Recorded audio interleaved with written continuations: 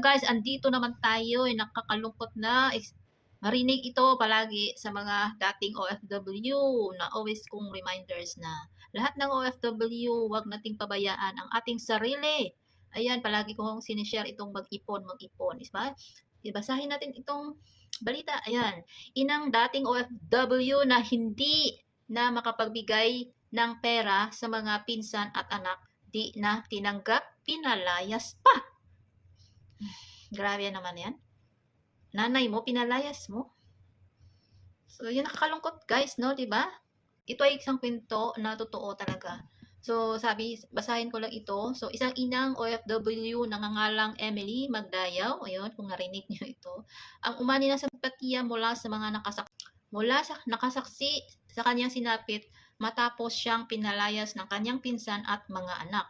Ayon sa mga sa kwento nila, ayan, nakikita ko lang, ito ay reminder naman lahat sa mga OFWs na huwag nating ibigay ang lahat. Nagtira ka para sa sarili mo. And then reminder din sa akin at sa mga kapwa ko OFW. Ito ay nangyayari, totoo na naman ito. Diba? Ayon sa mga kwento ni Ma'am Emily, ay dating OFW at lahat ng sweldo nito ay ipinapadala sa kanyang pinsan at mga anak at hindi nakaipon. Di ba? Minsan sobrang bait natin, ibinigay natin ng lahat para sa ating pamilya pero nakalimutan ang ating sarili. Di ba? Sabi ko nga palagi sa aking post ay mag-ipon para sa sarili na para pagdating ng panahon in case of emergency may idudukot ka para sa sarili mo. And then ito, natanggal sa trabaho si Emily at pinadeport sa Pilipinas. Di ba? Nakakalungkot yan guys.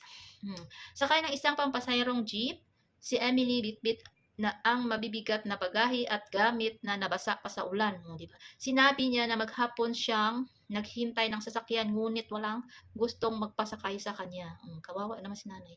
Swerte na lamang at may mabait na tsuper na nagparaya ng pwesto para sa kanya at tinulungan din siya ng ilang mga kapwa pasahero na lalaki na kargahin ang kanyang mga dala.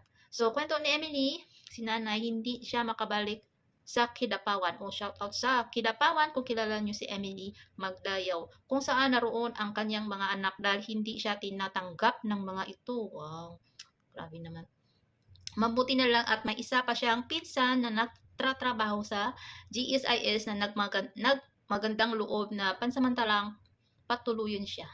Diba? So, isang panawagan ang inilaan para sa mga anak ni Emily na sanay magpakita ng awa at pagmamalasakit sa kanilang ina sa kabila ng mga pinagdaraanan. Diba? Diyos ko. Sana nga mapansin ng mga anak at sana ito yung nag-viral, ito yung nakikita ko sa lahat ng post ko and sa wall ko, and then gusto ko lang din itong share din para reminder sa lahat ng mga OFW na mga friends ko and followers na mostly din ay mga OFW, di ba? So dapat mahalin muna natin ang sarili natin bago tayo magbigay sa kanila, dahil pag tayo ay nawala naman, wala na tayong maasahan at hihingian ng tulong kahit mga anak mo at mga pamilya mo, dahil sila siguro mismo wala din ano pa ang ibibigay nila. Sana nga patulugin o patirahin lang doon sa bahay nila, pero hindi natin alam kung bakit ganon ang ginawa ng mga anak at pinsan niya. So lesson learned dito ay kapag may isinuksok, may madudukot.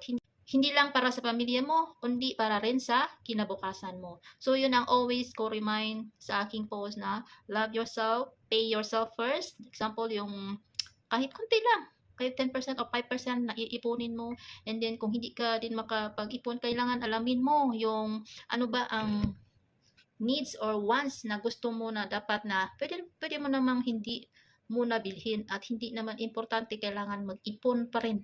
And then kung hindi naman magkasya yung sahod mo, maghanap ka ng extra income.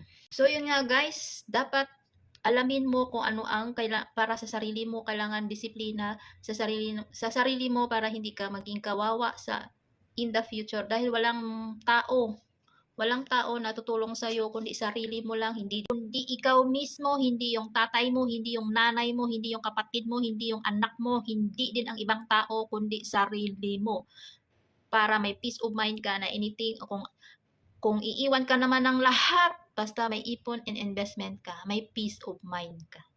Yan.